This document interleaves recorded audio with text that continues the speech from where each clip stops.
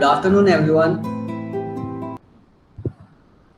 I am pleased to introduce the alumni of IITTM Noida and the guest speaker, Mr. Ajeeth M. Ramanan. He is from PGDM Tourism and Leisure 2013-15 batch.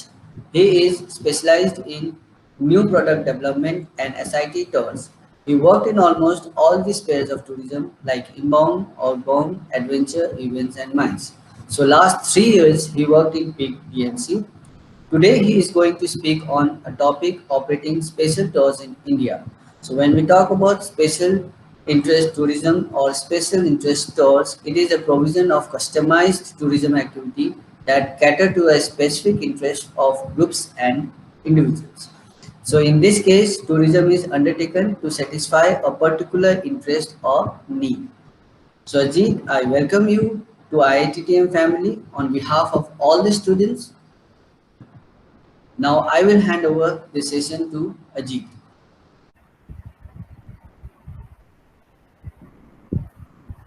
Good afternoon, everyone. Thank you for coming to listen to what I have to say. Thank you, Pawan sir. Thank you, Lama sir, for giving me an opportunity to talk about something that's very close to my heart. I'm Ajeeth. I graduated out of IITTM in 2015, and for the past 5 years in the industry, I've worked across different spheres. I started my career in outbound. I was there in outbound for about 1 year. Then I moved gradually to MICE, with domestic MICE and outbound MICE going. Then I came to adventure, and for the past 3 years, I've been working in inbound travel with a company called PMC India. So what the USP of the company is we operate a lot of special interest tours. So when we talk about special interest tours, especially with the post-COVID session, find people who are not willing to travel nowadays. The travel bug has come down for a bit because of the virus scenario. But once that is over, people will start to travel. So when they start to travel, they need to have something apart from the ordinary to ensure their the attractiveness or the urge to travel is satiated. That is where special interest tours come into the picture.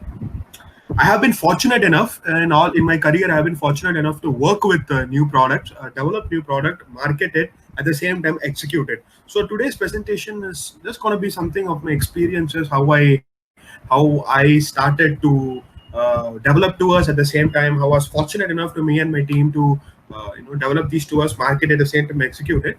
More of my experiences rather than a lot of data. So today we'll be focused on special interest tours in India. It is basically focused on the inbound scenario, but this can easily be used as a domestic situation as well. The destinations are the same. It is how you are going to show them, how you are going to portray it is going to be the question. Can I have the next slide, please?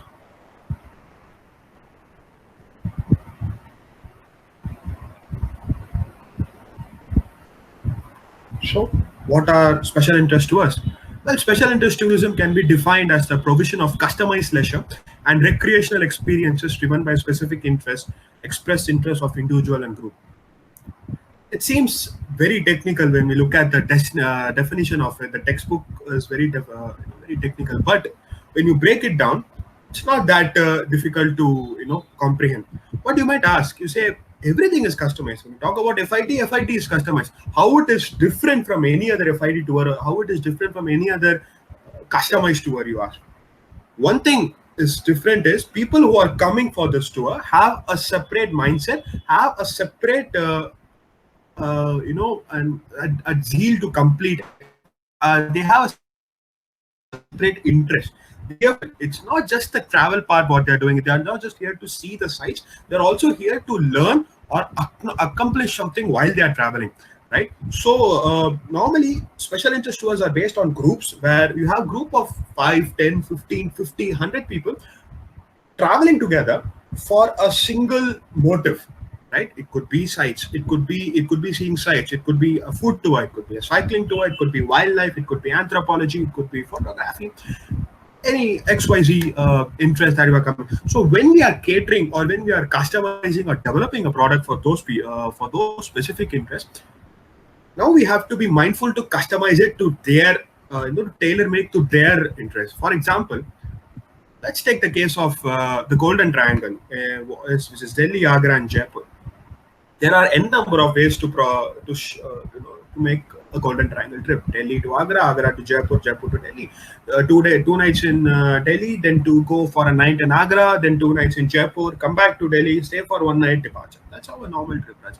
But if we are pitching a Golden Triangle for a special interest group, for example, a food tour, that you need to know that apart from the regular inclusions what we are giving, for example, Agra Fort or Taj Mahal at Agra or Amber Fort or City Palace at Jaipur, we have to inculcate something with the culinary touch. Cooking class, a Rajasthani style cooking class in Jaipur, or a Mughlai style cooking class in Agra, or chaat crawl in Agra. Maybe stay for a night between Agra and Jaipur in a palace with the royal family of the Tikhanas. So that is how a special interest tour comes into the picture. If we talk about a cycling tour between Delhi, Agra, and Jaipur, which for practical purposes isn't very attractive. You know why? Because all three are big cities connected by highways. So when we are pitching and when we say, okay, we can a cycling tour for in Jaipur, are you really going to have people cycle on the expressway, on the Yamuna Expressway, 125 kilometers? When you're customizing a stretch, you can take in the ideology, take in the interest, and think what they want. If you are traveling, how would you do it? Second hand.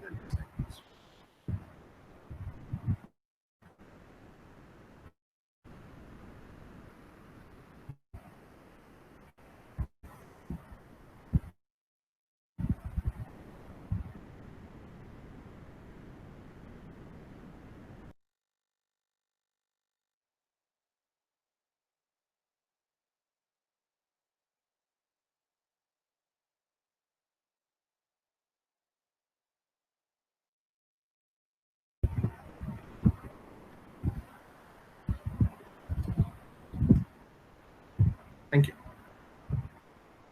So, what are the features? Some features of special interest tours. It's first is you have a common hobby or passion whilst traveling. So, a common hobby could be culinary, food-based tour, cycling tour. Those are cyclists, and we're not talking about professional cyclists. They're amateur cyclists who wish to see the country at their own pace. A photography tour, someone who, but in current today's trends, you find people. You don't need to be an adept. You need to have an adept equipment to be a photographer. You need. It's just we have good moderate level equipment available, and where you can fulfill your photography well. So they come here to shoot. They come here to see up not just a normal sites, but something that's different. You have an anthropological tour. People who are coming to see the culture at the same time, how the people of the other countries are living, how the people of the other countries, how the families of other uh, cities or places. You have a dance tour. People who are coming to India just to find the different dance art forms. Yakshagana of Karnataka, Kathakali of Kerala, Mohiniyattam of Kerala, Kathak of North India. Manipuri. There are different various dance forms, and they are here not just to learn about the dance forms, but also talk to someone about it, learn, and maybe try a few steps themselves. So the first feature is always common hobby or passion whilst traveling. Then you have focused on completion of knowledge. I have a good example here when we talk about focus or completion of knowledge. I was fortunate enough to design and lead a food tour. What we were doing, it's a Delhi to Goa food trip with different stops across the way. So in middle of the trip, a tour leader who was leading the tour, he had a family emergency, and someone had to take over from the tour. So I went and I took over the tour from Bombay. We were almost at the end of the tour, so it was Bombay and then Goa. So I reached Bombay. I took them around I took them around the fort area. We had an Irani lunch. Then we walked around to the gateway of India. In the evening, we went to Girgam Chowpatty. We had a lot of chaat and everything. All fun and games. Next day, we fly to Goa. We do a spice plantation tour. Everything all well and done. In the evening, we had a cooking class. So we had about 12 people, and they were hardcore foodies. I mean, they've been traveling for 15 days, so they were still very interested to learn, to sample different food at the same time. And learn. So we were at the cooking class, and the chef was making a Goan style fish, and chicken, Goan style fish and chicken charcuterie. And people were there taking videos, taking pictures, and learning. There was a lady, I can still remember. She, in the middle of it, she turned to me and said, "Ajeeth, I'm seeing the chef, grating the coconut counterclockwise. Is there a specific reason to it?" First, I thought she was being sarcastic. First, I thought she was joking. I mean, kind of a question is that. But she was deadpan serious. Then I found out, no, she's actually learning. She wants to learn. She wants to know if there is a difference between grating of the coconut. I went back and said, no, it all depends on your comfort level. Even the chef was a bit confused whether or not to take it. Then I said no, and she actually noted it down. So the people who are coming for a special interest tour, they have to, they have to have that urge to be completed. So you may give them an excellent tour, like you might show them all the important sites of the place. Maybe maybe you go to let's say, for example, France, and you see the Eiffel Tower and everything, but they're there to see a museum, and you don't do that. If the museum visit is shortened, it's just a 1 hour visit, that is going to stay with them. It's not the other parts that satisfy. That is going to stay with them because they were there for a reason. That should be focused. That should be completed. More focus on achieve and learning on tours. Just as a continuation of the previous point, let's take the example of a photography tour. And you're designing a photography tour with about 15 20 people across the country. We are traveling and everything. All of us know the best time to photograph is early in the morning. The light is perfect. It's not on your face. So, but every day you design a way in such a way that you start your photography at 7 or 8 in the morning. So when you reach the place where you're going to photograph for the day, you find it's crowded, or you did not discount the traffic. There was traffic to reach there and everything. And then, so you go there, you find the place where you're photographing. It does not have the charm that it should have. It should have had if you had done it at let's say 5:30 or 6 in the morning during the sun. So you need to have that. They are there to do it, and they're there to do the hard work too. I mean, they know that they're on a holiday, but if there is something that's interesting, because they're there for a reason, and that reason, if it's not fulfilled, if the reason is not completed, you're not just going to get complaints. You might lose the business because at the current situation, you know asking or convincing a new person, a person who has not visited a destination before, to come and visit, is going to be much more difficult. But you can't convince someone who has been to a country or who has seen the place already. It's easier for them to convince because they know how things are already there, and after this, how people in India have adapted to the virus and how it is going to go ahead with it. So it's easier for them to convince. But at the same time, you want to convince them about seeing the same places they have seen. You need to show them something that's different, and that's where special interest tours comes in. So that brings the next point: niche market with specific demands. They know what they want.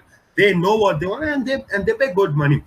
Designing and running a special interest tour is a bit more costlier than running a normal tour in this case. Going around different cities and seeing the sites and having a normal leisure tour. So it's a bit more expensive. So there are people who pay of that extra amount to get that, to fulfill that.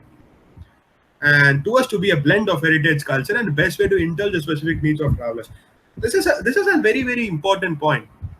Let's take the case of a dance tour, for example. We are doing a dance. South India. South India has. I'm taking the example of South India because there are different dance forms of different states. So you start off in Tamil Nadu. You do a Bharatanatyam recital or a Bharatanatyam show in Mahabalipuram, you go to Madurai and you focus on the folk dances of Tamil Nadu. Then you come into Kerala, you do Kadakali and Mohini Attam and everything, and the martial arts form, you show them everything. But at the same time, you bypass all the important parts of the state. Like you have fulfilled the special interest part of it, but you have not fulfilled why they are there. They go to Jaipur and you go to Madurai and they are not seeing the Meenakshi temple, but doing a folk dance too, and moving then the next day. So the trip needs to be a mix of everything. You need to balance it out. At the same time, you need to think about where to prioritize. Which day is going to be a more of special interest or wider reason, or which day is going to be a normal day, because they are there for a reason. At the same time, for many of them it could be the first time they are there, so they also want to see the sights. So it's always a good it should always have a good blend of products that has to be offered. So can I have the next slide, please?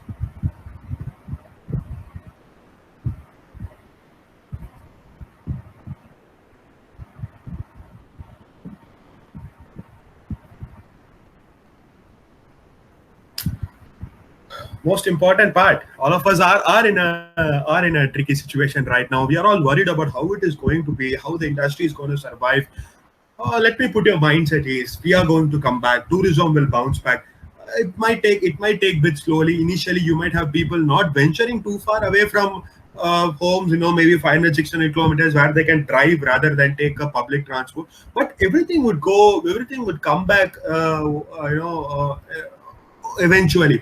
So now you have, like, you guys are entering the industry at a very, very crucial time. I tell you, as someone from the industry, we are all expecting a lot of things from you people.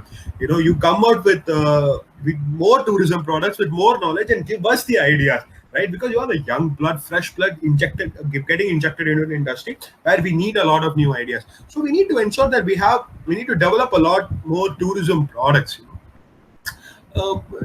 Look at India. I mean, we have tried to focus on all different parts of the country. How are we going to bring this in?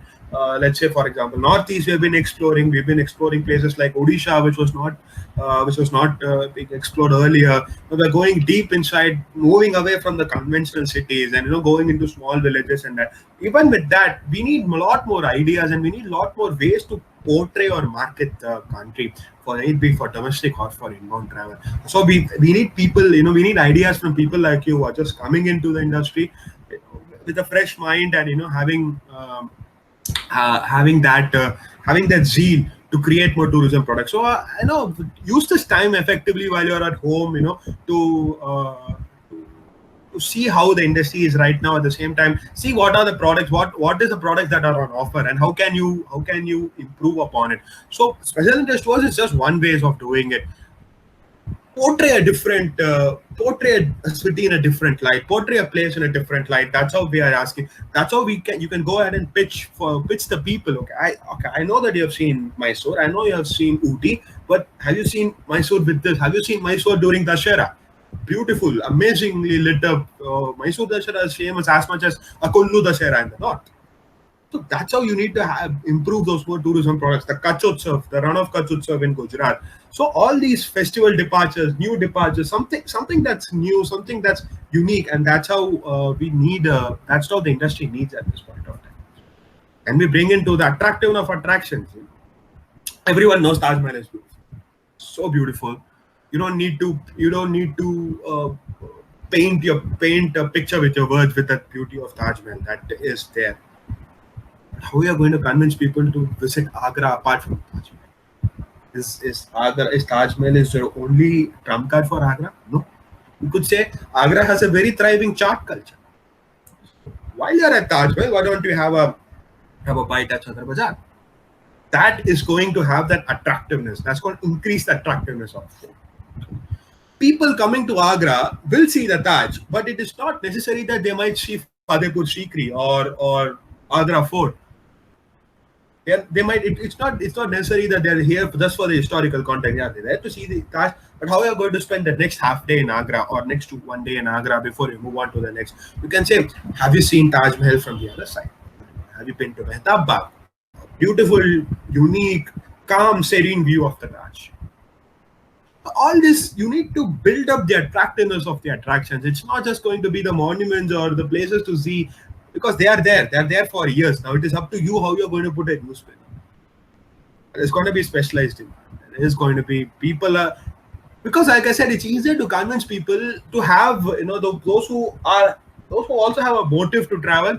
Oh, I want to go to India, or I want to go to South India to see the food or see the culture, or understand the psyche of the people. They're easy to convince. Other than, oh, I have some money, I want to travel, I don't know when. Okay, should I travel now? But if people already having that urge to go and do something while they are there, do an activity while they are there, see the country in a different way, it's easier for you to convince them and and execute it. At the same time, you need to be quite mindful of the safety measures. You also have to be quite mindful that it's a specialized demand and you have to fulfill it. So you have to go the extra mile. New market exploration. When we talk about new markets,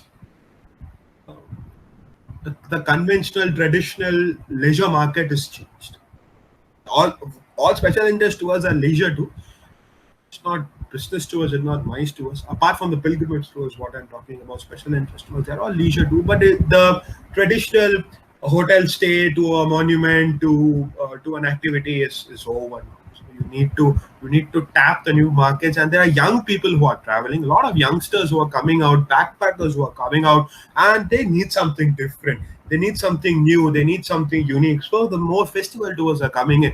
Pushkar Camel Fair, very famous. But how many of you know about the Nagaur Camel Fair? Smaller, but much more authentic. Pushkar Camel Fair has become quite commercial. The Camel Fair near Bikaner in January, it's beautiful and not much crowd. So new markets are coming in. So they are there for that. You for a photographic tour, if you are pitching a photography tour and you are doing it with about, let's say, going to a place, you have 100 other people pointing the cameras. What is it? So the market that's emerging, they need something new, they need something unique. At the same time, they need something fresh, right? So this is where you come.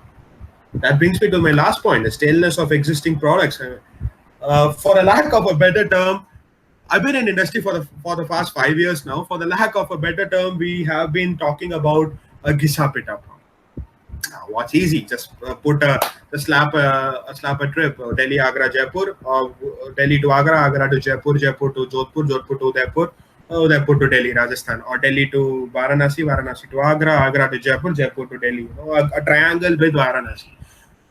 So products are being stale at this point of time, and post-COVID, the stale products will be the first to go. So it's right there. What's so new? But to indulge that new that product, to indulge it, you need to have that X factor. You need to bring something new. And guys, as you're entering the industry at a very crucial time, use this time to effectively learn about the products, how you can bring it. So can I have the next slide?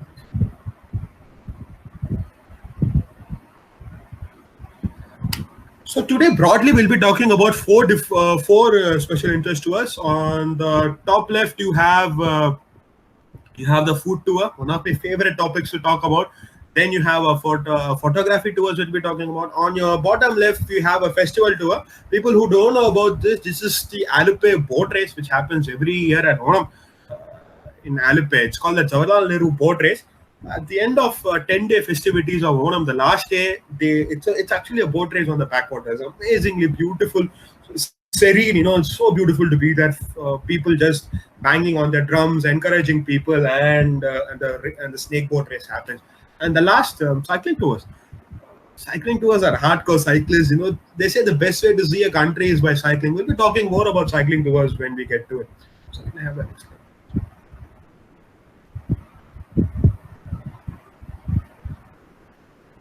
Before we go on differentiating the different SIT tours, these are some of the common characteristics of SIT operations. First, product knowledge to be updated. I've been talking a lot about product knowledge because that's the industry. It is. You need to have your knowledge in your tips. You need to understand what is the demand. For example, let's take the case of a food tour. When you design a food tour, it needs to have one meal every day apart from the breakfast at the hotel to be unique to it. It's not just a meal at a restaurant. It's not going to be a meal at a hotel. No, it's got to be something new. It could be a snack lunch in a city where it's known for its snacks, maybe paratha, maybe kachoris in Jaipur. It could be a family cooked lunch in a castle, or in an Indian family where they have a normal lunch, or it could be a dinner at a it should be a high tea experience at a big hotel. For example, the Taj Mahal, Mumbai, right next to Gateway of India, has an amazing high tea experience, which happens in the afternoon. You have good, decent food. The view is amazing of the Arabian Sea, right next to the Gateway of India. So you need to pepper all these activities in your trips. Your product knowledge needs to be on point when you do an SIT trip. It's not just about a destination. It's not just about the attractiveness or attractions. It is also about the activities, what we are doing. Cycling trip, for example, you need to know which route are we taking, what logistics are we going to be using, which are the routes which has less traffic, because you cannot cycle on a highway. But there are places where there are no other option but to cycle on the highway. So is there any other back routes to it? Is there any other places to merge without having a lot of safety issues? Do we have where are we going to park the cycles? Do the attraction? Do they have cycle parking places, etc., etc.? So your product knowledge needs to be on point and attention to detail. Like I said, guys, you do a trip, you give them the best service, everything. You're giving them the best hotels. The tour guide is amazing. The driver is awesome. Everything. But you forgot one thing, that when you designed a trip, let's say a food trip, you did not take into account people who are vegans or vegetarians or people with allergies. You did not do that. You made a trip where you had a lot of meat. You had a lot of meat based dishes. You had a lot of seafood and everything. And the vegetarians who were traveling, they did not have much options. So half of your trip might enjoy the trip. Half of them it will be like, why? What am I doing? Why am I still having the breads every day? Why is not something new? Because you had not planned the trip properly. The attention to detail was that, oh, I did a food trip, but I did not consider who all could be part of that trip. Right? Skilled personnel. Skilled personnel starts from you sitting in a laptop and designing a trip, to a tour leader you could be a tour leader actually taking them across, the driver of the vehicle who are doing. A skilled personnel is someone who understands what they are doing. For example, you send a you send a tour guide for a photography tour who does not know about photography much, right? So the people who are traveling is not just to take photography, they're also there to talk about photography, to understand different places, how photography happens at this city, this life. So you need someone who knows what they're talking about. So that starts with you. How you are going to design the trip. If you don't have knowledge about it, if you're not skilled about it, it would be very difficult to just rely on what's happening around with other people and right. So skilled personnel is very, very important. Then we talk about not to be overboard. Like we talk about too much of everything. So when we talk about a photography tour, let's say we'll continue with the photography tour. You are in Jaipur. Today evening at 6 o'clock, we are going to a place where you can see the Nahargarh Fort lit up in the night, and we'll have a photography session. Fine, everyone's happy. They do a photography session. Next day morning, you're leaving for Jodhpur. You've been to Jaipur. You're just there to photograph Nahargarh, which is an amazing shot to be taken. But you haven't seen Amber Fort. You haven't seen City Palace. You haven't given them an opportunity to speak with the locals.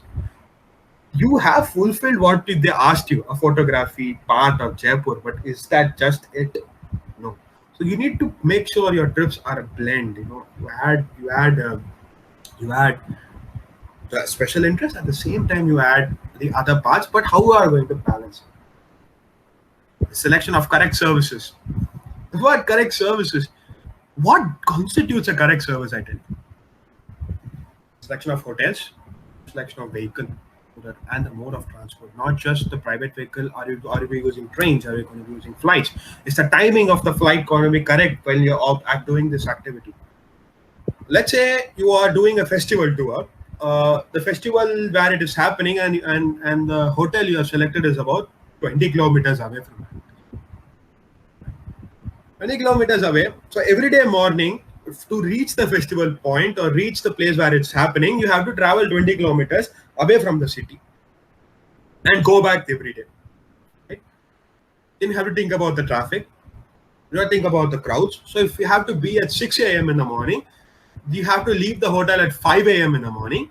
That means your passengers or guests have to be ready at 4 a.m. in the morning. Then the same thing happens the next day. The hotel is very good, no doubt, but the beauty of the hotel or the beauty of the festival is not going to stay with them. It's the 20 kilometers drive between the hotel and the festival that is going to stick with them. They're going to come back and say, why why was this hotel chosen? The location wasn't good. Fine, we had fun at the hotel, but we are not here to have fun at the hotel. We are here to see the festival. We are to see the traditions. Because of that, we've missed a part of it. Right. So you need to ensure you select the correct services. Similarly, let's say you're doing a cycling tour, right? And you are cycling in the middle of the town, and you're stopping to take some pictures. You're stopping to take some pictures, and the support vehicle, when we're talking more about support vehicle when the cycling part, the support vehicle where it carries the cycles is a bit far away. Now, where will you park your cycle? You are in the middle of an old part of a city. You can't get down because you're going to be starting a traffic jam right now. You have 10 people with cycles, but you have to go take a picture while you are there because you are there. How are you going to do it? So this is where you think you need to have that correct survey. You know that cycles cannot, vehicles cannot move inside that area. So cycling, you shouldn't do it right in that area. You should have stopped cycling some time back and have the people walk it. Right. So selection of correct services is very, very, very important. Fulfilling an activity or giving the best service is all part of those. It's not just completion of it. Doing the tour for the sake of it. Logistical and equipment support. You need to have your vehicles in place. You need to have a place where they store their equipment. For example, you're running a photography tour, and someone comes with a drone. Do they have the permissions for the drone? Have you asked the government for the permission of drone? Is it your responsibility? So, and if you say yes, it is our responsibility. So it is your responsibility to get the correct permissions, to get the correct place to store those equipments, heavy equipments, what they're carrying. Is there a place to safely store while they're exploring the city, or is it just have to lug it on their back and walk around? Right. So you need to support them in that. Logistical and equipment support is going to be there. Let's say doing a same photography tour, and between two cities, you pitch a train, an overnight train, which stops for 2 minutes in the station. So do you that you have delivered what you promised? You're going from point A to point B, but you're going by a train, which stops for 2 minutes with heavy baggage. How are they going to board within 2 minutes? Is the train? Is the seats got to be together, or how are they going to store it? So all this needs to be in mind when you're designing a special experience. And yeah, planning, and planning. You need to put your heads together. You need to understand which situation you're operating in. And a lot of planning needs to be done, a lot of drafts needs to be made. What activity are we putting in, what activity we are not putting? If we are not putting an activity, what are we substituting? Right? So all this needs to be done, and with more and more planning, and when the trip becomes more and more clear, you'll have a grasp, and that's how you go and pitch, especially. Next slide, please.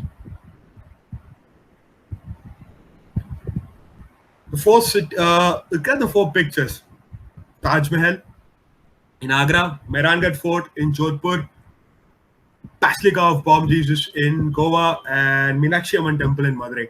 First things that come into your mind when you say the city Agra is Taj, or when you say Jodhpur is Mehrangarh, or Goa, I'm sure Basilica of Bomb Jesus is not going to be the first thing that comes into mind for Goa, but Basilica of Bomb Jesus is a beautiful place. If you haven't visited, please go and visit. And similarly, the first thing that comes into mind when someone thinks of Madurai is Meenakshi Amman Temple.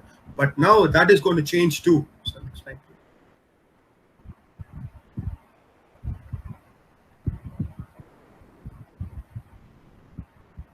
please. Sir, next slide, please. to this. This is what we are going to, the same four cities, but on a different way. Jodhpur, the Bandhani saris of Jodhpur, Rajasthani sari, the people who are coming as, which is sold by women right next to the blue city. So it's not just the Mehrangarh fort. You have another way to show Jodhpur. Agra, Chaat, the Chaat at Sadar Bazaar. Yes, Taj Mahal is beautiful, but after that, go and visit the other side of the city. Go cycling in Goa. People know Goa as a more of a beach destination, but Goa is a mountainous state. 80% of it is covered by mountains. Beautiful, serene places to cycle down the crevices. See the laid back Goa on a cycle. One of the best ways to explore. And last, Meenakshi Amman Temple. Photography. Your guest would remember when you go and say, guys, tonight we're going to see the Meenakshi temple in a different way. You take them up the Pasampon hill and have them when the entire temple is lit up so beautifully. This they are going to remember. They will forget the 4 hours they took to reach there, or on top of that hill to shoot that, or they will forget that. But this particular shot will have that cherish, and this is what will make them come back to you. This uniqueness, or this is something that they'll ask them. Okay, this is something I did when I was last there, and I want to go back and see the place in a different light. So, can I have the next slide, please? Operating a culinary tour. One of my favorite trips to design and operate. I love to design, and we operated a lot of culinary tours. And when we talk about culinary tours, it's not just the food. It's not just the way how a food is prepared on thing. It's about the culture of the people, how they eat. You can guess, or you can see the culture of people by the way they eat, how they eat differently in the south, how they eat differently in the north, in the east, in the west. Different parts of the same country, but food is where they differ. So one of the biggest examples I had for a food tour was, it happened about 2 years ago. Me and my team, we were tasked on creating a vegan tour. You might ask, vegan tour? It's easy. India is a vegetarian paradise, but a vegan tour, not that much. Think about it. Anything when we talk about richness in food is milk, or milk products, or dairy products, where we have the rich meat component. Even we can substitute it with some vegetables, but how are you going to substitute something with that richness of milk, or sweets, especially lands of sweets? How are you going to do that? So when we were tasked to design a culinary tour, we had about a month to prepare. A lot of things were stacked up against us. So firstly, it was a pilot trip for an upcoming series, and those pilot trip, it had influencers, social media influencers. And when I talk about social media influencers, they were people with at least 50,000 Instagram followers minimum. We had the time we were given to do it. The duration was about 8 days, so we could not do a long tour. It was just 8 days, and the month chosen was May. 8 days, May, and think about it. So for 8 days, we had to decide what's the golden triangle. But think about it: Delhi, Agra, and Jaipur at 45 degrees Celsius in the month of May, with heat blasting in your faces, operating a culinary tour, a vegan tour, not just culinary. So when we thought, okay, a vegan tour, that means we have to include all the meals. At the same time, also include the activities apart from the food. It's not just going to be the food at different places. They also do the activities, like see the different sites. Also take in consideration the travel time between the cities. So 3-4 of us got together, and we designed a tour. The tour begins. The first day, people come in. We take them out for a welcome dinner. We went to a place where we went inside the kitchens of the restaurant and checked if they are not mixing, not using anything, washed the pans without. The biggest thing we were worried about was cross-contamination.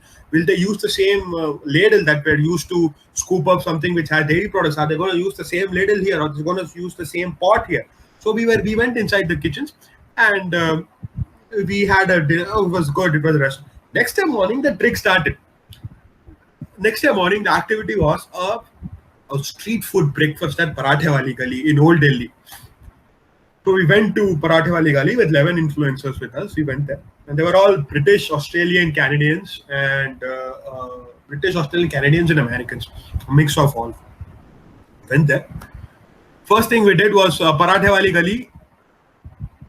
We had the guy who was making the paratha clean up his pot, and we were carrying bags of vegetable oil. And he was shocked. I said, people come to Parathe Wali Gali for the desi ghee experience, the the fattening, clarified butter experience. But we had him empty the pot, clean it in front of us, and put it with vegetable oil, and we made parathas. He was shocked, and we gave him a business idea. Like these are people who want to experience, but they're due to the dietary restrictions they can't. I said, oh yeah, this is a good one. Next day we had to go to a chai wala. A chai wala again. We had him clean his entire pot. We were carrying packets of soy milk, and for the first time in his life, he said he's been selling chai for 35 years now. First time in his life, he made a chai from soy milk. So he did not know what quantity of. We was told him in Hindi, भाई जितना जैसे चाय बनाता है वैसे बना, दूध थोड़ा दूध की जगह था. But it was all with all the masalas, everything mixed, and people were so happy. Oh, this is the best chai we ever had. Don't know what we get back home. This is a pale imitation. I drank the soy chai.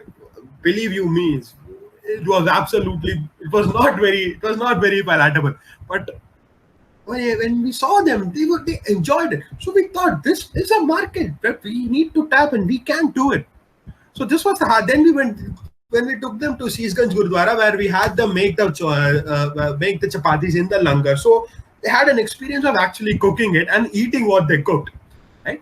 Then the next day, in the evening, we had a home cooked dinner, or we went to a place to an Indian family. They welcomed them there. They wore all those Indian dresses, and we made a home cooked vegan meal. No paneer, no ghee, no makhan, no butter, nothing, but just. But at the same time, not compromising on the palatability, or not compromising on on the level of the food what we are offering, but more extensive vegetables, more green vegetables, more leafy vegetables. How are you gonna do a dessert without it? So we researched a lot of recipes which we could substitute milk products instead of you substitute milk products with something, and get a dessert out of it.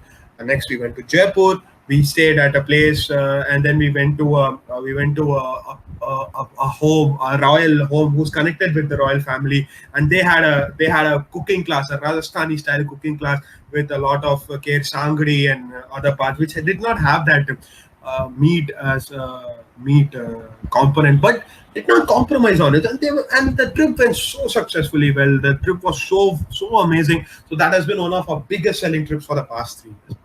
So this is how it is. It's about how you put your mind to it, and how you research it, and how and you can do it. And all. So that taught me, okay, food is an amazing way to show a country. Right? So can I have the next slide? So these are some of the activities what we can think about when we're doing a food tour. Firstly, I don't know how many of you have been to the spice market in Delhi. It's amazing. It's beautiful. It's right next to the end of the Palimaran. When you start around the walking, you find a lot of people selling spices in wholesale. So when you take your pastas, or when you design it, the guests are going there, and the smell of spices in the air. You even sometimes start to sneeze. It kind of hits your nose. Sometimes it starts to sneeze, but it's so colorful, and that stays with them. Oh, look at the colorful, bright spices. That's how it is. And it's not just about the street food, it's not just about the street food or the local food. It's about the different places where you can. India, for example, has one of the best fine dining cuisines in the world. Look at Indian accent in Delhi. Amazing restaurant. One of the most expensive restaurants, not just maybe in India, maybe somewhere around in Asia, but the experience of eating an Indian accent is something that has not been unmatched for a long time now. So this is how you design a culinary tour. It's not just feeding them, it's not just stuffing them with food, but it is about those small activities what you do. Maybe have them visit a vegetable market, a live vegetable market where people go and normal people like us go and buy vegetables. That must be exciting. The fresh vegetables, the people sitting on the ground selling vegetables and fruits, or people going and bargaining and getting that vegetable. That is going to stick with them. Same time, maybe a lassi drink, which is not the yogurt drink in Rajasthan where you do and go and do it in big bulky glasses. That is gonna that experience is gonna stay with them, right? So that is how you plan an SIT trip. It's not just about feeding them. It's not just stuffing them with food. It's about the palate. It's about the way how that food is being prepared, how much efforts that go into it, and have them that experience. A lot of cooking classes, hands-on cooking classes, where they stir the pot. It's not where they cut the vegetables, where they cook, they eat what they cook. And trust me, for your passengers, for your guests, and that is going to be the thing that sticks with them. Apart from the other part, that is going to make them come back. So can I have the next slide, please?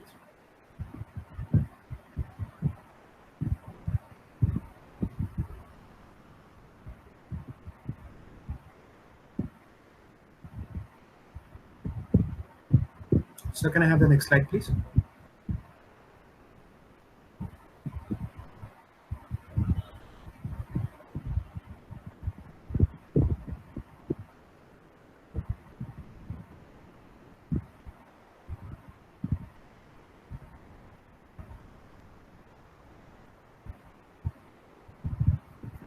So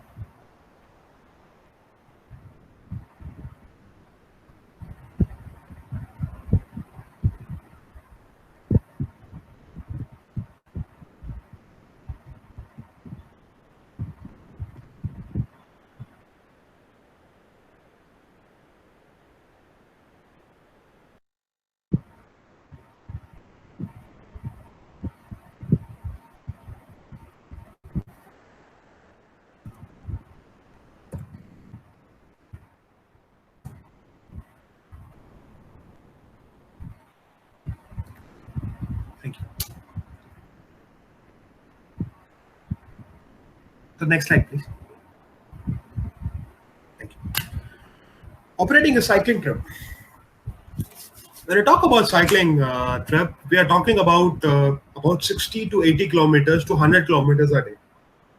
So one of the best ways to see a destination is by cycling, because you are having in your own mode of transport. So you can stop where you want, you can take pictures where you'd like, and the routes are normally that goes inside small villages or into places with people who are going on a different way. But you're exploring a place in your own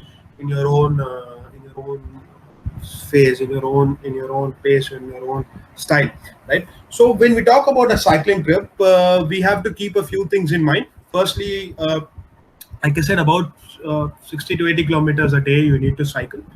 You need to have something called a support vehicle. What is support vehicle? Most of our transporters do give you a support vehicle. A support vehicle is a van or tempo traveler or something bigger than that with the seats taken off.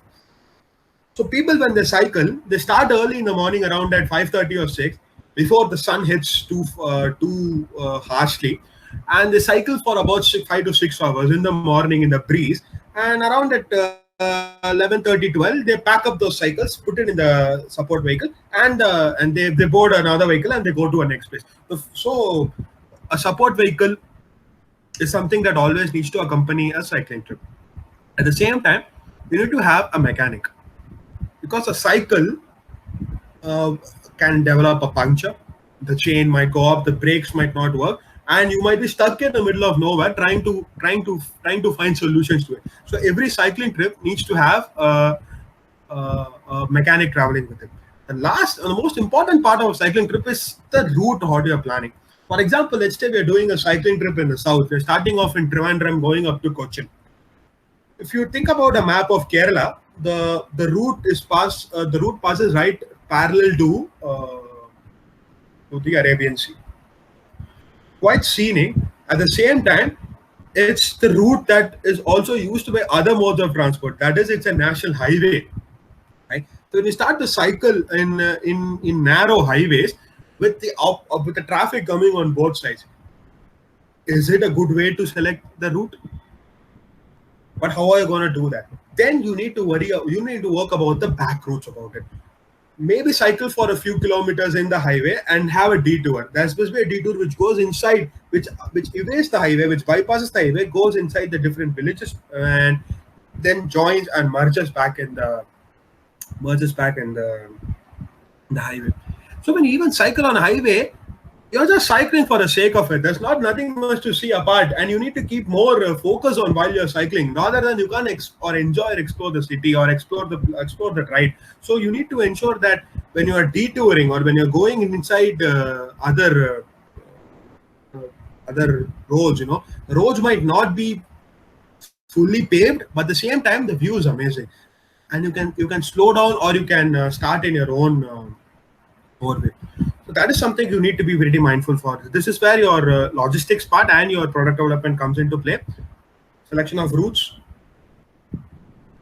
and hours that you're going to be cycling for a day. So you say you're going to do 60 kilometers a day. Fine. You plan for 60 kilometers a day. But one day in that trip is where you climb up a hill.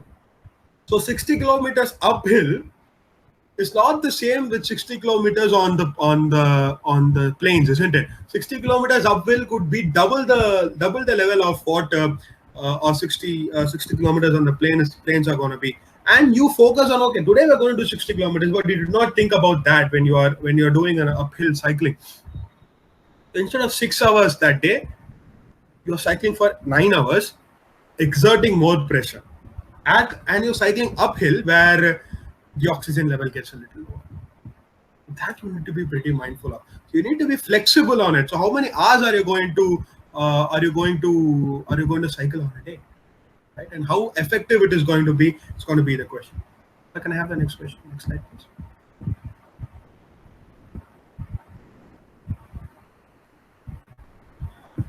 So, just a few pictures to see how effective cycle is. On the left, you find the famous Manali to Leh cycles. A lot of daredevils trying it. I have never done that stretch. I don't have the courage enough to do it. But people who have done it, I've seen one of so beautiful, cycling across the passes inside the villages, inside the Himalayan and Ladakhi villages, all terrain. Rough terrain experienced cyclists though, but you need to be very experienced when you do it. You need to have that strength. And let's say you're doing a Manali to Leh cycling tour, you don't have a mechanic with you, and you're sitting on the roadside with a puncture for hours, but there is nothing.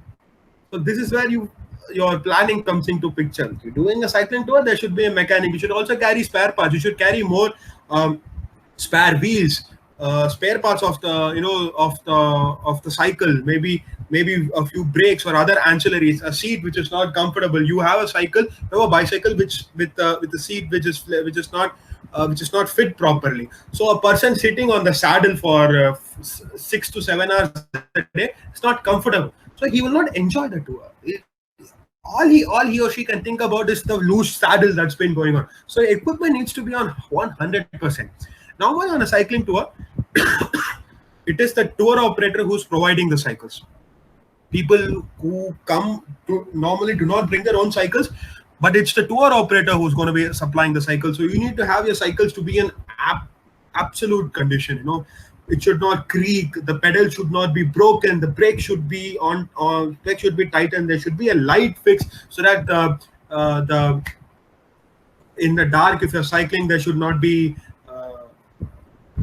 trouble seeing. At the same time, the hotels that you're choosing should have a place to keep your cycles in the evening. If you're cycling coming back to the hotels and you need a place to park your cycles, the hotel should have a courtyard. The hotel should have a place where you can store the cycles. If there is any repairs that needs to be done, the hotel needs to have a space. So you select a hotel which is cramped right in the middle of the city, and you enter the cycling tour, and in the morning you're bringing all the cycles to the road. You're creating hassles not just for you but also for your passengers and also for the people here. And obviously the ride should go with small villages, with the civilization, talking to people, understanding the local culture. You can stop for a photograph. At the same time, be mindful, You see in the morning when you cycle at 6:37, you find in small villages people start going to work. They go to the fields, or you find shepherds and cowherds, with their animals on the road and everything. So that's a beautiful, beautiful sight, and that is going to stay back with them. That is going to stay with them. And you need to have an adept cyclist who's leading the tour. You send a guide or a tour leader who's not a cyclist himself or herself, and half the time you find the group has gone up, and the tour leader is struggling to keep up. So someone who's fit, someone who's an adept cycler needs to, and someone who knows the route, because he or she is going to cycle in front, also ensure the route, they know the route properly, because others going to follow you. And you send someone who's not an adept in cycling, who's not that fit, will will cause you more than just problems, right? You can't be babysitting, babysitting people. How is going to be? So selection of a good tour personnel is very, very important. So can I have the next slide?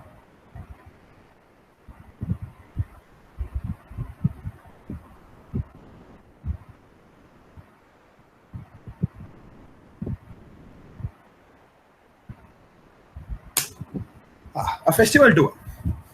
So the picture you're seeing is the Camel Festival in Bikaner.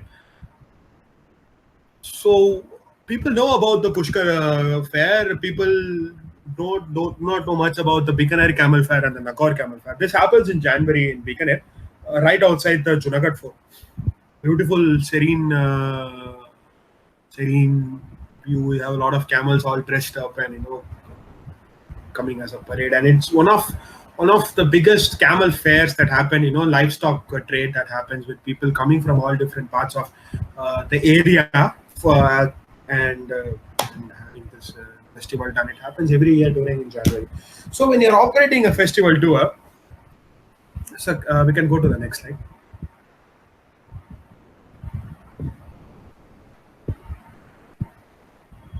So when you're operating a festival tour, one thing you have is timing, right? On the first picture is Dev Deepavali. Dev Deepavali is something that happens in Varanasi about 15 to 20 days away from after Diwali. The entire city lights up, it's beautifully lit up on the banks of the Ganges. Then you have the Theyyam festival in Kerala, and on your bottom left is Pushkar Camel Fair, which happens. So when we talk about a festival tour, one thing, like I said, you have well in advance is the dates. You know that this festival is going to happen at that date. So you have time to plan accordingly, time to design your trip accordingly. So if you're going to plan a trip with Dev Deepavali in focus, so you know that this happens in between November or October and November. You know it happens. So you have time well in advance to prepare something prepare your trip at the same time. But the biggest issue is all the accommodation and logistics is going to get sold out well in advance, because everyone knows it is the time that everyone is going to be there. For example, we ran a photography tour. We ran a festival tour. Couple of last month actually during Holi. We ran a festival tour for about 10 to 12 people covering Holi in Mathura. They were there in Mathura for 4 days. The good part was we pitched Holi in Mathura last May in 2019 itself. We pitched, and as soon as we pitched, we don't even wait for the confirmation. We blocked hotels immediately, because we know the client might take time in responding. Even if he says yes, once you get sold out in Mathura, there is no way that you might get lost. People go to Mathura for Holi. So our group was there for like 4 days. They did the Horanga, they did the Latmar Holi. What would have happened if we not gotten rooms? What would not if we not? Because this is not something that you can substitute with, right? You can't substitute Holi with Mathura with anything else, because they're there for the festival. So when you're pitching a festival tour, when you're developing a festival tour, you need to have your contracting skills on point. You need to get in touch with the hotels, get in touch with the logistics, and block it very well in advance. So that's rule number one of operating a festival tour. Sometimes you operate tours which fall over festivals. That is also you get tricky. For example, there are a lot of trips that happens over Diwali and Holi. It is not marketed, or you do not plan to be a Diwali festival or a Holi festival, but it still happens. There is a in that case, what will happen? Because during Holi, all across North India is celebrated. So you need to have your knowledge in your tips. Okay, we are pitching a trip somewhere in February and March. It could be during Holi. Is it during Holi? Oh yes. If you're during Holi, ensure that you have your accommodation in place. Ensure you have blocked your vehicle well in advance. What will happen if you have confirmed the tour and the trip is coming in? It's not a festival tour, but you don't find a vehicle because everyone is going home to celebrate Holi. So you need to be mindful of what festivals are happening at what places. Another example is Tamil Nadu. Someone from Tamil Nadu, we celebrate a festival called Pongal, which happens in January. It's a harvest festival. Most of the people know about Pongal in different parts of the country. They understand Pongal is a festival that happens in Tamil Nadu in January. But many people don't know that it happens over 4 days. Pongal is celebrated over 4 days. And as Tamilians, we are required to go back to our villages, go back to our families and celebrate those 4 days with family. So that means for 4 days, the entire state of Tamil Nadu comes to a standstill. You do not have trains. Trains are oversold, overbooked. You don't have buses. You don't have any transport at that point of time.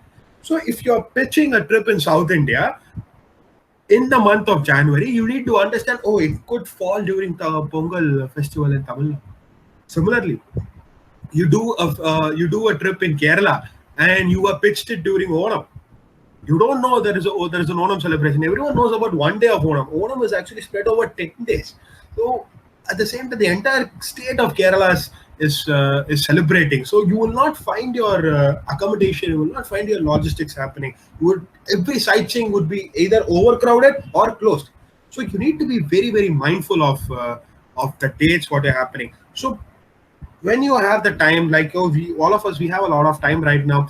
Check what all festivals happen all across the country. Similarly, the Hornbill Festival in Kohima. For pitching a Northeast tour, it happens around at 5th or 6th December every year. The Kohima is not very big to begin with, and it gets sold out very quickly. And you don't know that there is a festival called Hornbill Festival that happens in Kohima, and people all across the country go to Kohima to see the Hornbill Festival, which happens.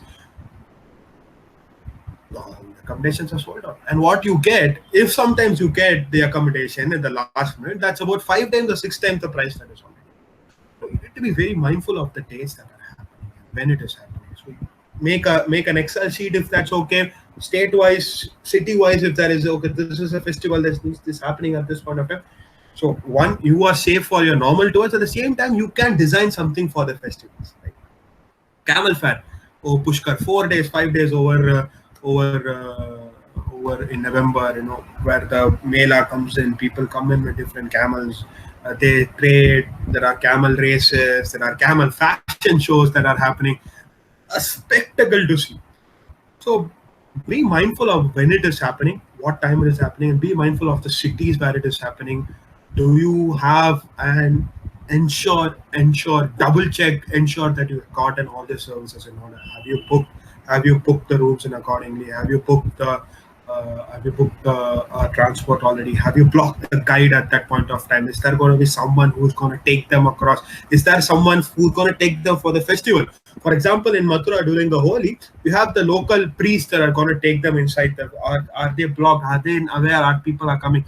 Let's say I've done everything and there is no one to take them inside. Right?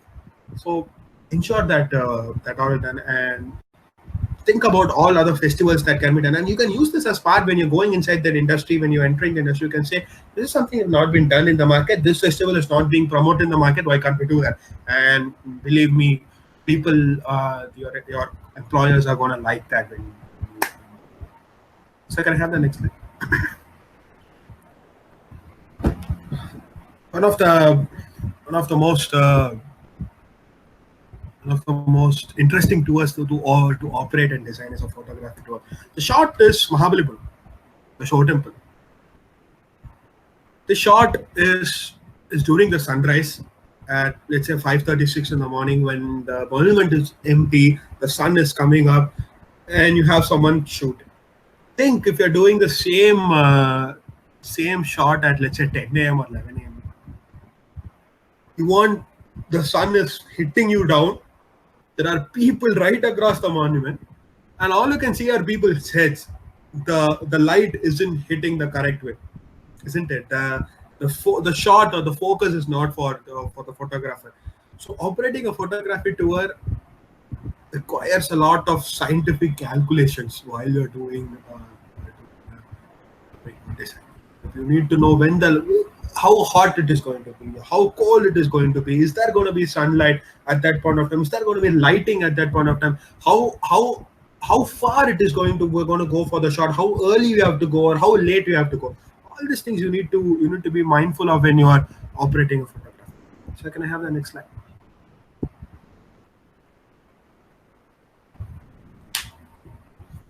So 4 pictures what we're talking about. Top left is one of my favorite shots of a drone shot of the Taj Mahal. Taj Mahal has been photographed in all possible outcomes. From the air, from the bottom, from the top, across the river, from the boat in the Yamuna. Everything has been shot. So let's say you're operating a photography tour. We did operate a photography tour recently. We were about 30 people. And, it was just Delhi and Agra. So we were waiting for the group to come in. There was a lot of delay at the airport, so we were worried what happened. Did they come? And when we came back, we found out the people were carrying drones to shoot. So yes, do you know that we need to have permissions to shoot? I said no, we don't think so. They were caught up at immigration and customs, and we're having this big drones coming in. And we went back and said, have you promised them to have a drone? They wanted to shoot Taj Mahal from the drone. They wanted to shoot both Old Delhi and Taj Mahal. They were just doing Delhi and Agra from the drone, but they don't have the permissions to do it. So when you are pitching a photography tour, you need to ensure all your equipment and your permissions are in place. And does not necessarily mean just the governmental permission. If you look at the picture on the bottom left, that was something. I saw this picture. This is in Odisha. These are a tribeswoman called Bonda people. Bonda people are one of the most elusive tribes of Odisha. So what happens in southern Odisha? Every week, once a week, there is a market that happens, and different tribes come to that day on the market. For this, Bonda market happens on a Thursday. So only Bonda people come. So they know people are these Bonda people are they're elusive mountain people. So when they come down, they know that people are having the photograph in there. What happened is become quite commercial. Last time I was there, I was talking to a Bonda woman with the help of a translator, and she said, "Okay, we know that people are coming to take pictures." So the only thing these women know to talk, apart from they don't speak Hindi, they don't speak English, they don't even speak Odia, they only speak the local language. The only thing they know is 20 rupees, 20 rupees, 20 rupees. They come up to you and ask for 20 rupees to pose for a picture. So when you're operating a photography tour, you also need to be mindful about the subject. What are you photographing? What is the group going to photograph? Are you going to feel it like a human zoo? I mean, these people, are they going to feel like animals? So always ensure that you're asking permission, or a group is asking permission before pointing a camera in your face. I mean, that's one of the basic senses, and that I feel many people do it, but sometimes we have people just clicking what they see. That's not how it is. But a photography tour in Odisha is beautiful. We have different days of the market that comes in, colorful market, tribe people coming in their tribal fineries and bargaining, selling and buying the local produce. So we have a lot of people who come there and take a picture. But it's one of the good experience to do it.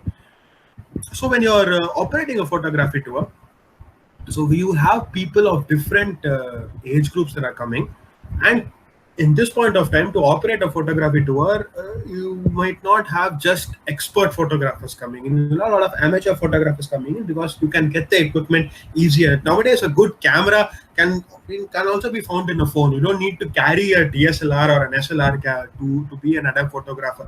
People are creating magic with their with their phones too. So everyone is now a photographer, but specifically operate a photography tour, you need to have the knowledge of where exactly the shot is, right? How more prettier can a shot get? Are we just going to point and shoot? Or are we going to do the hard way, take them across?